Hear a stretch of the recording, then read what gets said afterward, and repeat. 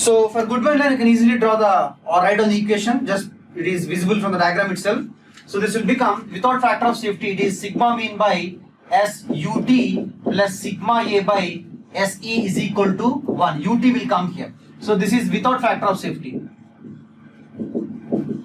So with factor of safety it will become, so SUT by N will come, N will be coming in the numerator, taking common will come to the right side. Sigma mean by SUT plus sigma A by SE is equal to 1 by N. So this is with factor of safety.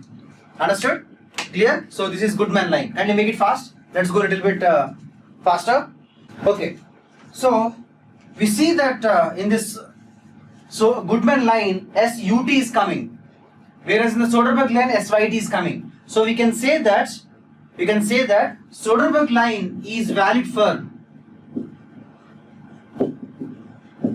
ductile material, okay, and Goodman line is valid for brittle materials. Understood? Just keep this thing in mind. So after this we have to study about another line that is called as modified Goodman line, which is very important because we got questions on that, and it is not a single line. Okay, so I'll come to that. Kindly just copy this. We'll go with the modified Goodman line.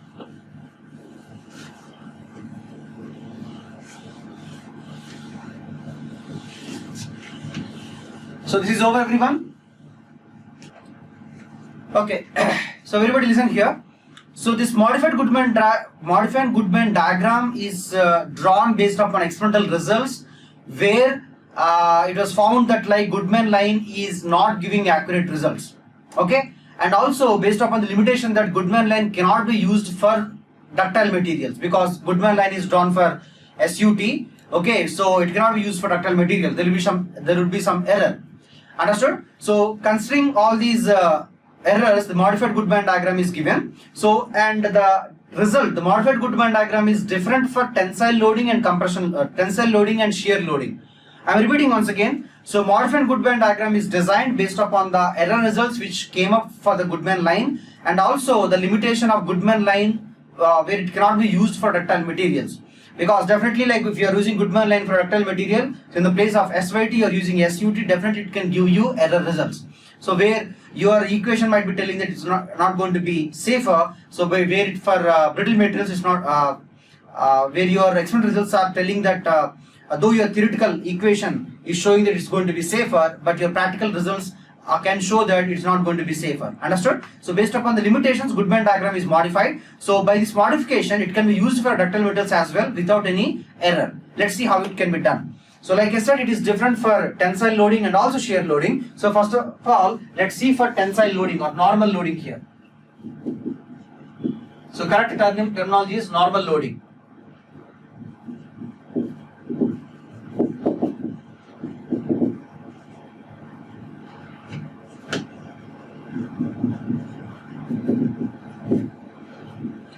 So if you take the stress strain curve, it will be like this. Sorry, this particular graph between sigma mean and sigma amplitude. So we have SYT here and we have SUT here. SYT just for our reference, and this is SE here. So if you draw the normal Goodman line, so Goodman line is actually like this. It is between SE and SUT. Okay. Next one, I am drawing yield line. Yield line means just the imaginary line. It will not be having any physical significance. So I am drawing this thing between SE and also SYT and also SYT here. So modified Goodman diagram for tensile or compressive loading is nothing but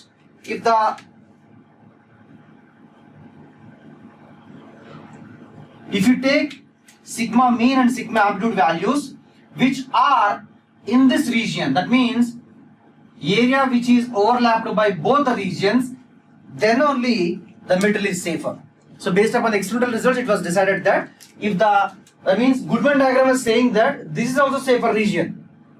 Understand? But modified Goodman diagram for normal loading is saying that only this particular region is safer. So this area, anyways, it's not there earlier. So this area should be removed here. So this area, how can you write down the equation? This area is inside area to both the this Goodman line and also yield line. So this is Goodman line and this is yield line. So overlapping area of both the lines here. So if you would like to take any point, sigma means sigma amplitude point means they should satisfy two conditions here. Condition corresponding to Goodman line, condition corresponding to yield line also. Condition corresponding to Goodman line is nothing but sigma mean by SUT plus sigma A by SE should be less than 1. If you take factor of safety, n will come in the denominator. Understand? It should satisfy this condition and also regarding this thing. So here we see sigma mean by SYT is the intersection here. Here also SYT here. So plus sigma A by SYT should be less than 1. So it should satisfy both. Then only the component will be safer. Understand? So mathematically you have to do and you have to check the value which is satisfying both the conditions here. Understood? Kindly copy this thing everybody. Is modified Goodman diagram valid for both ductile and brittle? Yes. Anurag Gaurav, you can use for both ductile and brittle. So kindly copy this. This is very very important. We'll see the questions on this thing as well from the previous year papers. So after this we'll go with the modified Goodman diagram for shear loading as well, and then we'll go with the last one, a very easy one, that is Gerber line. Come on everyone, make it fast. So for shear loading, modified Goodman diagram for shear loading. Look here. So again this is also experimental. You draw, anyways, you have this as Goodman line, you have yield line here. So the region is, you draw a line which is horizontal from SE till it intersects yield line here. So the safe region is the overlapped area between this horizontal line and yield line. So how to define this area? Look here. First of all, it should be less than this yield line. So sigma mean by SYT plus sigma A by SE, SYT only, less than 1. So it should be less than this line. After that, it should be less than this particular line also. This particular line is nothing but sigma A less than SE. Or in other way, this can also be written as sigma A by SE less than 1. So this condition and this condition both should be satisfied. So when both are satisfied, we can say that it is safer. In fact, here sigma should not be there, tau should be coming because we are dealing with shear stresses. Am I right? But just to maintain uniformity, I have written here. So all these sigma S, all these things are shear values. So though we are using SYT here, this is yield stress in shear. Understood? So endurance limit here, endurance limit in shearing. So anyways, when you see the question, you'll be understanding. So you should be taking every shear value and you'll be putting it here. So you can write down the note points. So all the above stresses and strengths are shear in type. So just to maintain uniformity, I am using sigma and S itself. Understood everybody? Clear? And again, this condition is anyways valid. It will be valid for both ductile and brittle. Acha. Sorry. This should be removed. Modified Goodman diagram is valid for only ductile because it's obvious from the diagram itself. No diagram is actually coming till SUT, right? Previous one is coming. Previous one are not coming. So it is valid for only ductile. Modified Goodman diagram. Yielding will happen when stress is above yield points, not above endurance limits. So if you take any material, okay, I'm just drawing a rough diagram here. Let's take this as SYT, this as SUT. If SUT is 100 megapascal and SYT is equal to some 70 megapascal, endurance limit will be less than these two values. Understand? Because if it is ductile, this is the strength, and from there strength goes on decreasing. So anyways, endurance limit is corresponding to the component or correspond to the condition where it's going to have infinite life. So we have far less than that value itself. Okay. So you can copy the next one, which is not that much important, Gerber line. It's a parabolic line. You can copy the equation and you can copy the formula as copy the equation, the diagram as well. Origin is here, SE is here, SYT is here. Okay, SYT if I am plotting on mean stress plot, it is coming here, SYT here. So if sigma mean is more than SYT, definitely yielding will happen. Understand? So here amplitude stress is anyways less than SYT, and we are concerned about this particular yielding. We are not concerned about yielding in this condition because it is amplitude stress, a dynamic loading condition here. We are concerned about yielding here itself, which we anyways avoided by taking maximum value as SYT itself. So if you would like to consider factor of safety for Gerber line, then the equation will come like this: n into sigma mean by SUT whole square plus n into sigma A by SE is equal to 1. We can't take n common because here n square will be there, here n will be there. That's the only difference here. Understood? Kindly copy here. So it's over, everyone. Okay. So last important point, please listen carefully here. There we have discussed about 4 lines here: Soderberg line, Goodman line, modified Goodman line, and Gerber line. Apart from these 4, many other lines or many other curves are also there. So depending upon the exam for which you are preparing, you'll be learning those lines there. If you are preparing for your semester syllabus, you might be asked to prepare other lines as well. But for GATE, these are sufficient. But how to distinguish if any question is coming suddenly? Mostly they will not be asking you a question which is out of the syllabus, but one question is there where the logic was tested. The logic which you have to keep in mind here is, whatever will be the curve, it will be passing through either SYT or SUT. That means strength in static loading.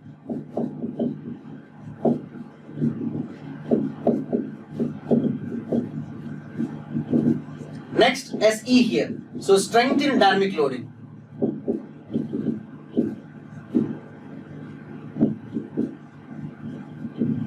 Whatever may be the curve, it should pass through these 2 points. Understand? Either it can pass through SYT or SUT, or it should pass, and again it should pass through SE here. So whatever is the curve, this is the basic logic here. You should be keeping this thing in mind. Understand, everybody? Clear? So you can see all the curves here. So all are plotted. All the plot means like not the modified Goodman diagrams. So simply the yield line, Soderberg line, Goodman line, and all Gerber line here. Understood? You can take the screenshot of this particular diagram, because in textbooks you'll be having dotted curves or dotted lines which will be not that much clear to understand. So this is colorful picture. You can take the screenshot. So it's done. Shall I go ahead with the next slide?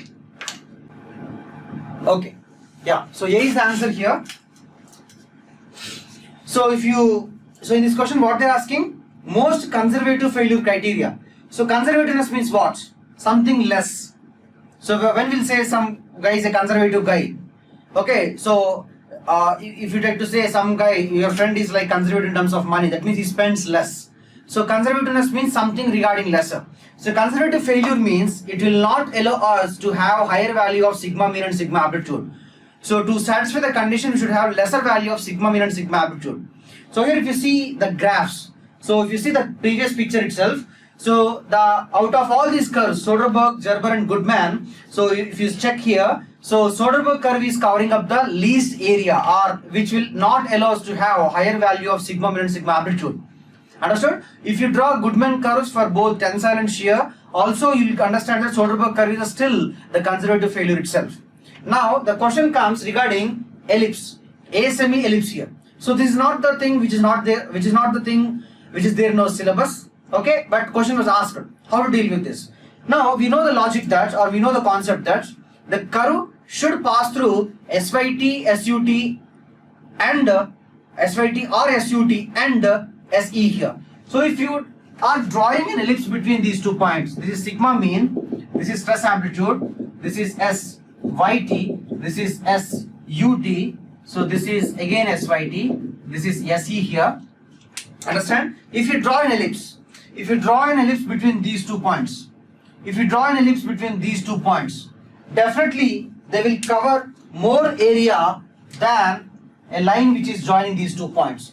So definitely Soderbergh curve is conservative as compared to other 2 ellipses. So definitely we see that the answer for this question is nothing but A itself.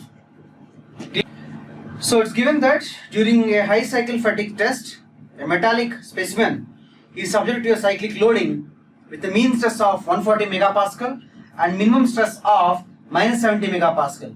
So you should be very careful here. They given mean stress as 140 megapascal and minimum stress of minus 70 megapascal. This mean stress is maximum plus minimum by 2. So if you are substituting in this, you can get the value of maximum stress here. So we have 140 is equal to sigma max minus 70 by 2. So we get sigma max as 280 plus 70. So this is equal to 350 megapascal.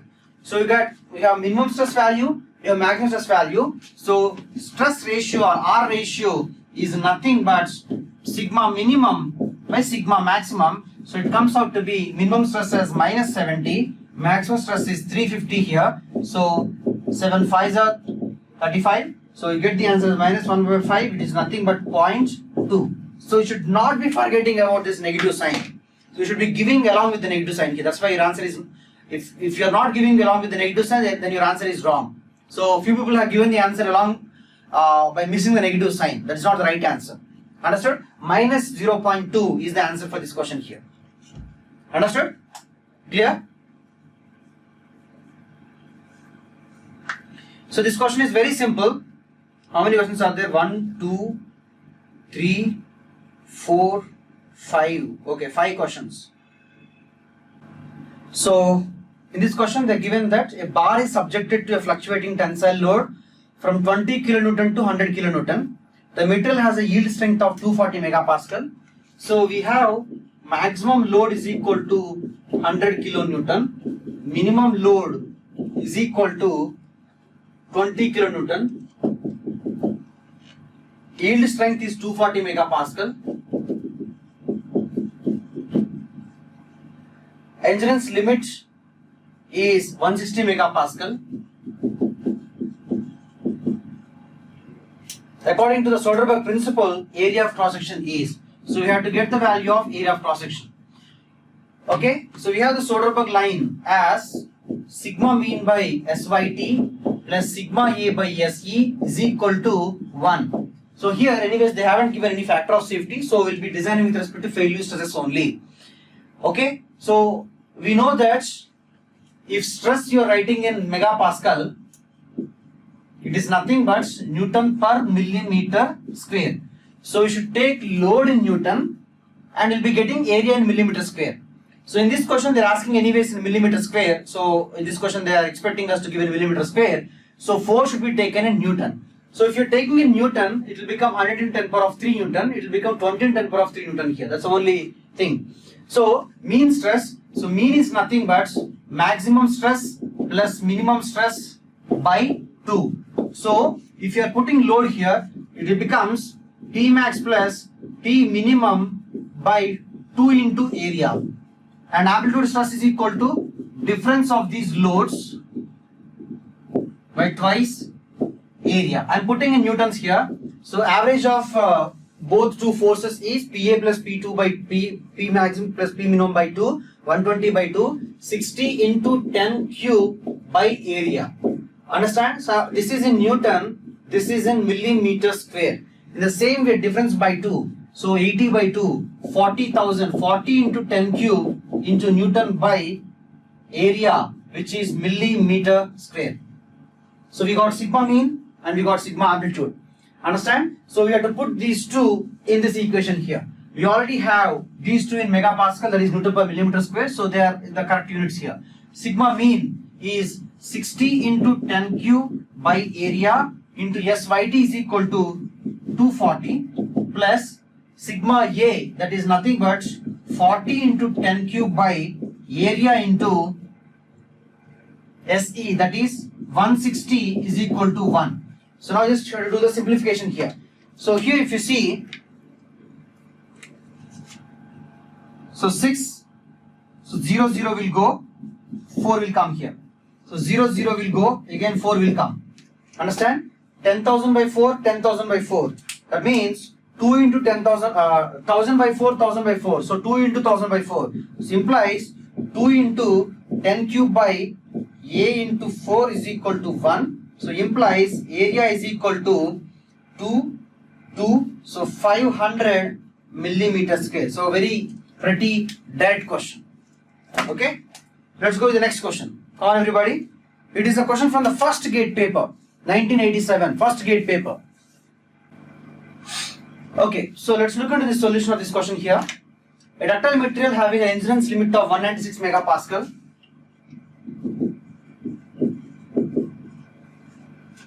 and yield point at 294 megapascal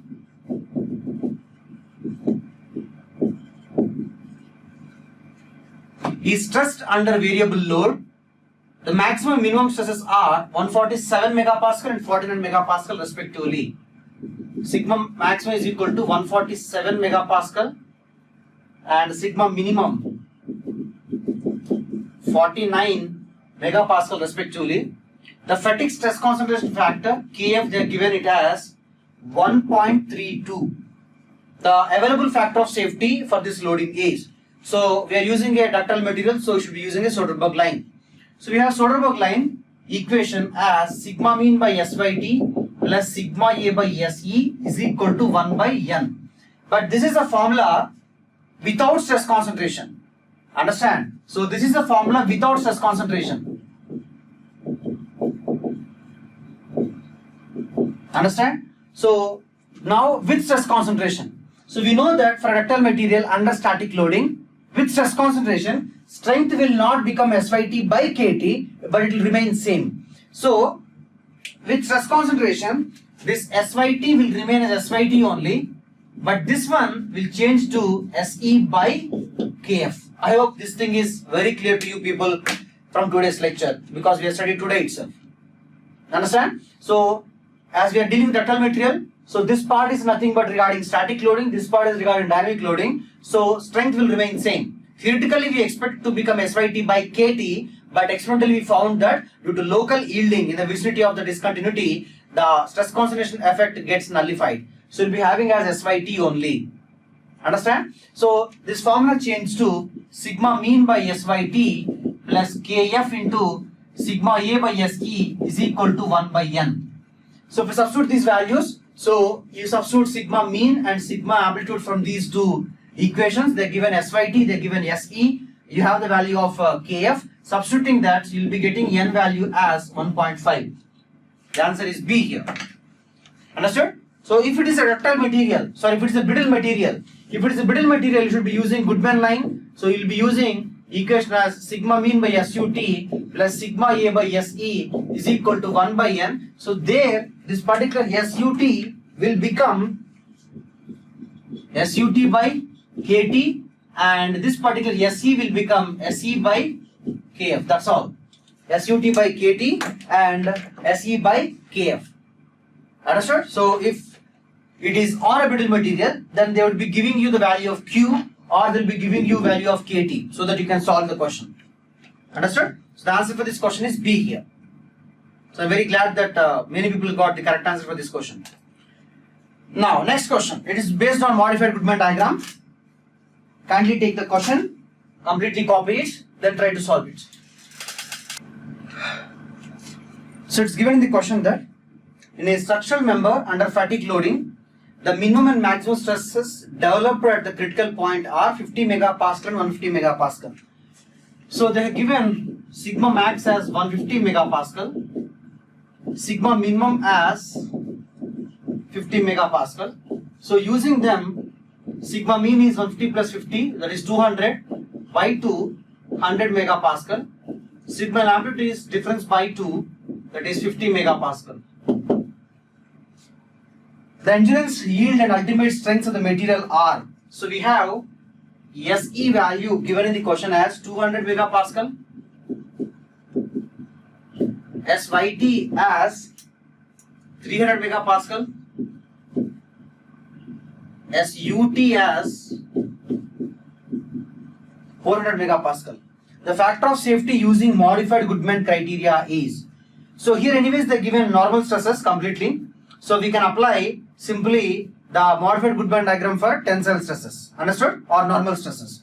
So we know that it should satisfy both the Goodman criteria, that is sigma mean by SUT plus sigma A by SE should be less than or equal to 1. Right? There is no factor of safety given, right? You have to get the value of factor of safety.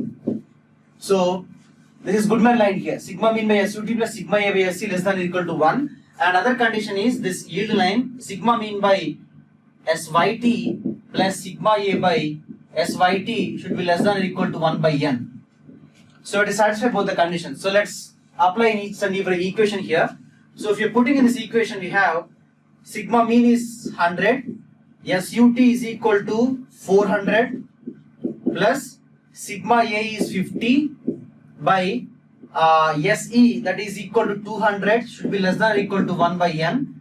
So this implies 1 by 4 plus 1 by 4. So 0, 0, 5 4 20 less than or equal to 1 by N. So implies 1 by 2 less than or equal to 1 by N, implies N should be less than or equal to 2. Okay, so this is the answer with respect to Goodman line. Now using this particular yield line, we have sigma mean, that is 100 by SYT, that is 300 plus sigma A, that is 50 by again 300 should be less than or equal to 1 by N. So we have 1 by 3 plus 5 by so 1 by 3 plus 1 by 6 should be less than or equal to 1 by N, because 5 6 is 30. So you'll get it as 2 by 6 plus 1 by 6 should be less than or equal to 1 by N. 3 by 6 should be less than or equal to 1 by N, implies N should be again greater than or equal to 2. Sorry, N should be less than or equal to 2. So anyways, you're getting same thing. So the answer is N should be less than or equal to 2 itself. For example, okay, for instance, if you get two conditions, that one condition is telling that N should be less than or equal to 2, another condition N should be less than or equal to 3. So which one will be the answer? If one condition, Goodman condition is giving one answer and the yield line condition is giving another answer, then N value will be what here for that case?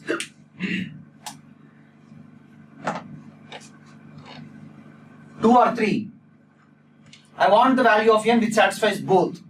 N should be less than or equal to 2, another condition N should be less than or equal to 3. Look here, on a number line, this is the value of 0, this is 1, this is 2, this is 3. N should be less than or equal to 2 means from 2 any less value here, from 2, equal to sign is there, so from 2. N should be less than or equal to 3 means from 3 any value. So we see that the values which are less than 2 are satisfying both. Okay, so values less than 2 are satisfying both. So this is the answer for this question. N should be less than or equal to 2 here. Understood? That's how you have to decide here. Clear, everyone? People have given me the answer as 3, so I hope they have understood what is the mistake in that one. So let's go with the next question. It is gate to the 9th question. So you are telling 3 is more safer, right? Why can't we take 5? Why can't we take N is equal to 100? We can have any value, but here we have to satisfy a condition, right? We should satisfy a condition. So to satisfy a condition of Goodman line, we should be having N should be less than or equal to 2. To satisfy condition of yield line, N should be less than or equal to 2. That is how we should be deciding. Clear? Yeah. Okay, everybody. So I'll tell you the most of all mistakes you guys would be doing to get the answer. Okay? To getting a wrong answer. I mean.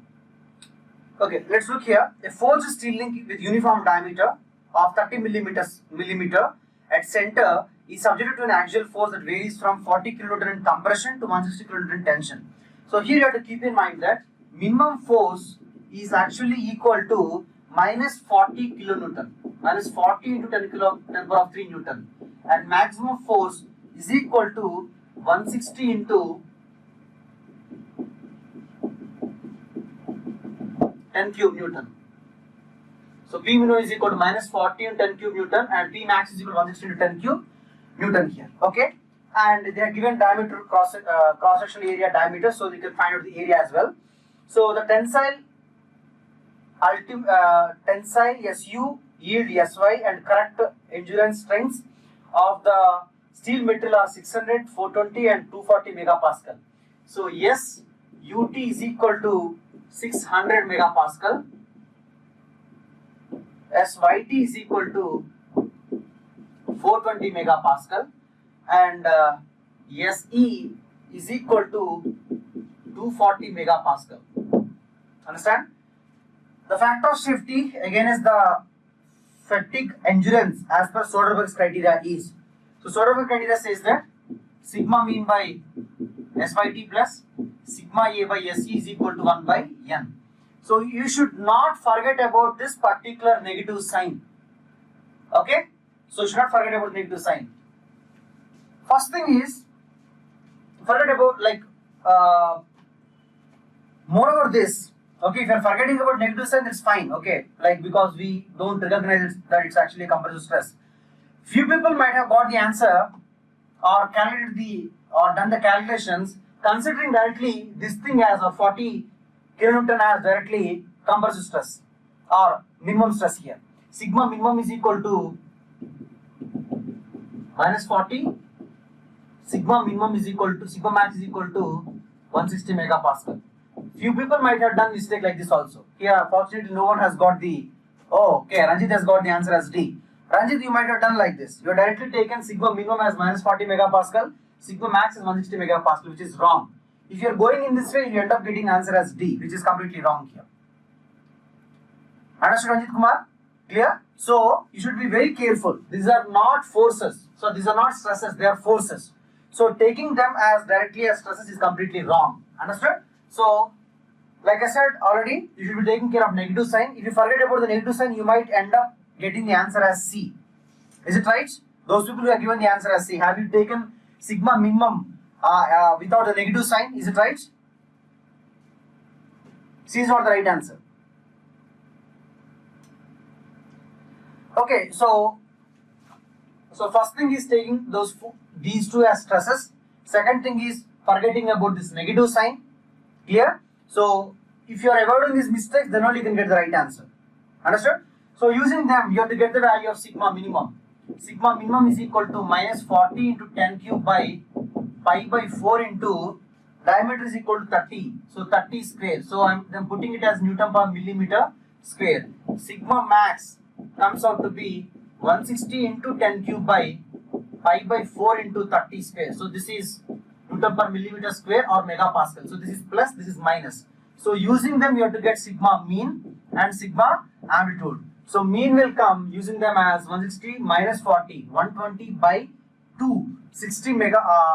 You will get it as 60 into 10 cube by pi by 4 into 30 square. Amplitude will come out to be difference by 2. So difference is 200. So 100 into 10 cube by pi by 4 into 30 square megapascal. Understand? So you got sigma mean sigma amplitude like this. You should be getting like this. Now you will not be having any confusions. Using them, you should substitute in this equation to get the value of n. So what is the value of n you are getting? N is 1.26 or 1.37.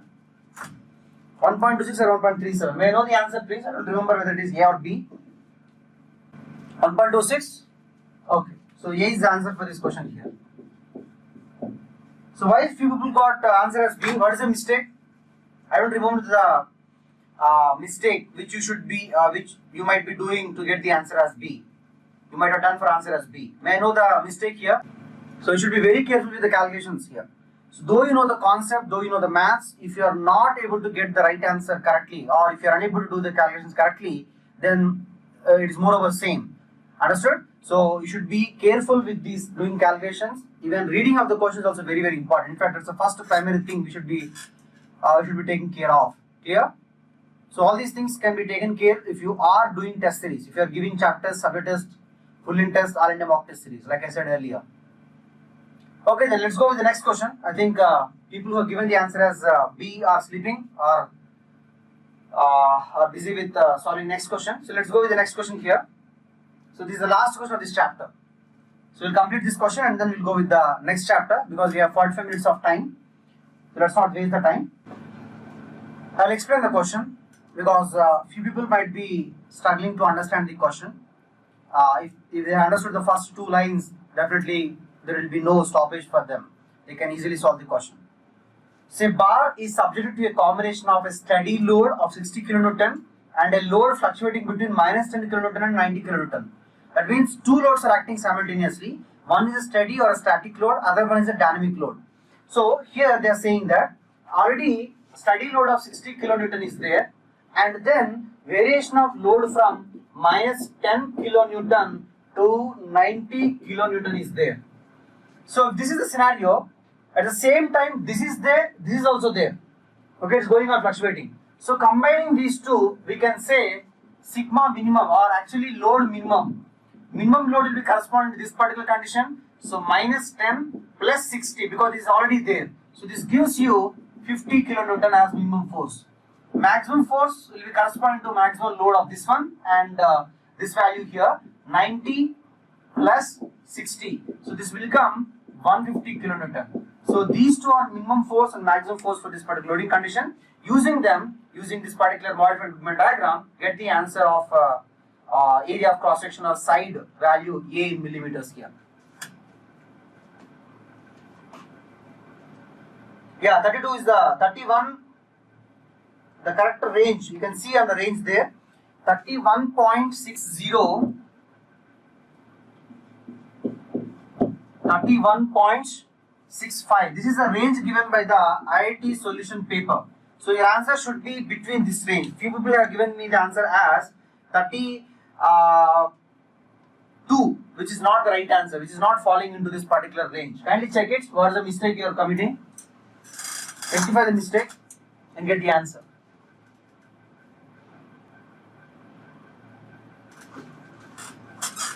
Okay. So using these two, we can say mean force is equal to addition by 2, 200 by 2, 100 kilonewton. Amplitude force is equal to difference by 2, 50 kilonewton here. Okay, so this data is required for us. So let's take this data and rub out the remaining parts.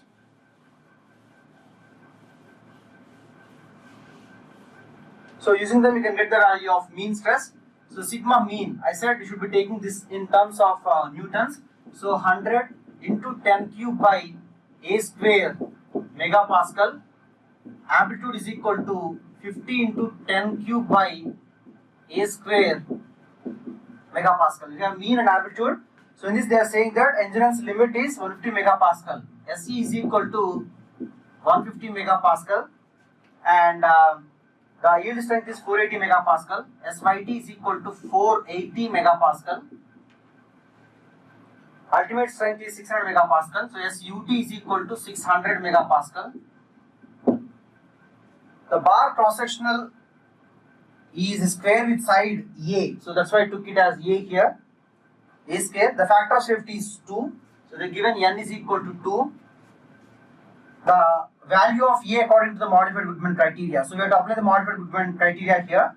So modified Goodman criteria, we should satisfy both Goodman criteria, that is sigma mean by SUT plus sigma A by SE should be less than or equal to 1 by N, and we should satisfy yield line criteria also, sigma mean by SYT plus sigma A by SYT less than or equal to 1 by N. So if you go with this, so sigma mean, that is this value here, so 100 into 10 cube by A square into SUT value, that is 600 megapascal, plus sigma A, that is 50 into 10 cube by A square into SE, that is 150 megapascal, should be less than or equal to 1 by N. If you simplify this, how can I simplify here? So 0, 0, 0, 0 will go, 0, 0 will go, 5, 3 will be there. So we have 10 cube by A square whole into 1 by 6 plus 1 by 3 less than or equal to 1 by N. So look here, how can do the simplification fastly. 1 by 3 can be written as 2 by 6, 2 by 6, 1 by 6, 3 by 6, 3 by 6 is 1 by 2. So 10 cube by 2 into a square less than or equal to 1 by n. So n should be less than or equal to 2a square by 1000. Sorry, n we already know it, right? Okay, so n is equal to 2. So this makes it very simple. So 2 will go. 2 will go here. So a square should be greater than or equal to 1000. So a should be greater than or equal to root of 1000. Is it right? I hope there is no mistake in this one. Okay, so we have one value here based upon this Goodman criteria. Now sigma mean, that is 100 into 10 cube by a square into SYT, that is nothing but 480, plus sigma A, that is 50 into 10 cube by a square into 480 megapascal less than or equal to 1 by 2. So if you simplify, 0, 0, 0, 0 will go. So you will get that this 2 will go, 24, 24. So you get it as 1000 by a square into 24, 1000 by a square into 24, 10 and 5. So 10 plus 5 less than or equal to 1. So 15 into 1000 by a square into 24 less than or equal to 1. A square should be greater than or equal to 15 into 10 cube by 24. So if you do the simplification, 3 5s, 3 8, so 5000 by 8. So A should be greater than or equal to root of 1000 by 8. So 5000 by 8. Understood? Okay. So root 1000. So here 5000 by 8 means 648, 20. So 5000 by 8, 48, 20 means 16, 40, 625. So root of 625.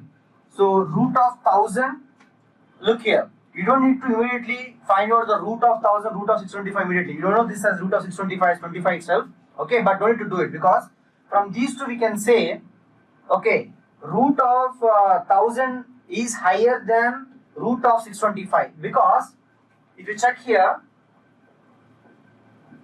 on number line, it is 0, it is root of 625, and root of here 1000 is there.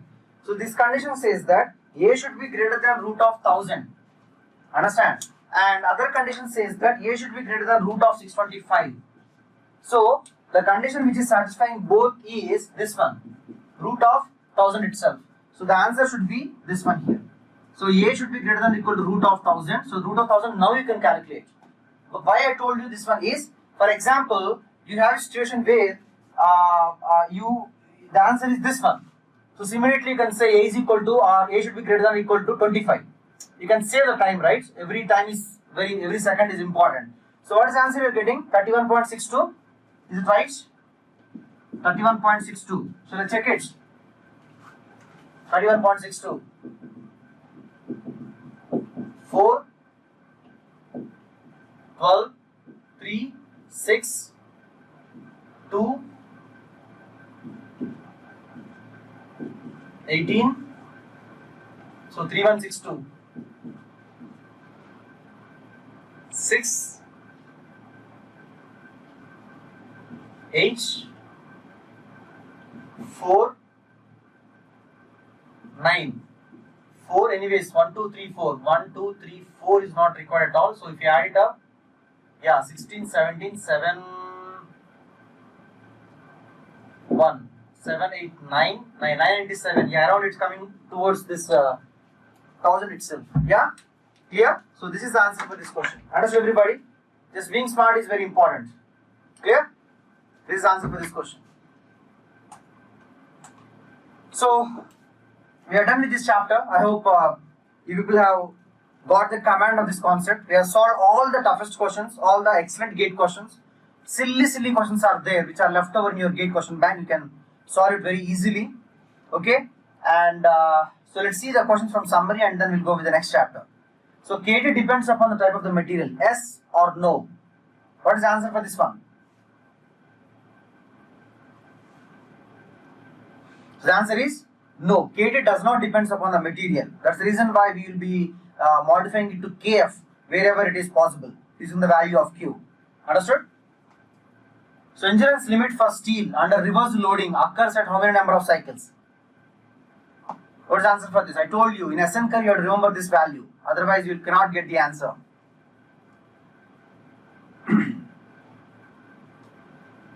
So endurance limit for steel under reverse loading occurs at 10 power of 6 cycles. Very good. Okay. So this completes our first chapter. So actually our first chapter and second chapter are the biggest chapters. Okay. So after that remaining chapters will take very less time. So bearings, clutches, brakes, springs, gears, those last two chapters are very, very small.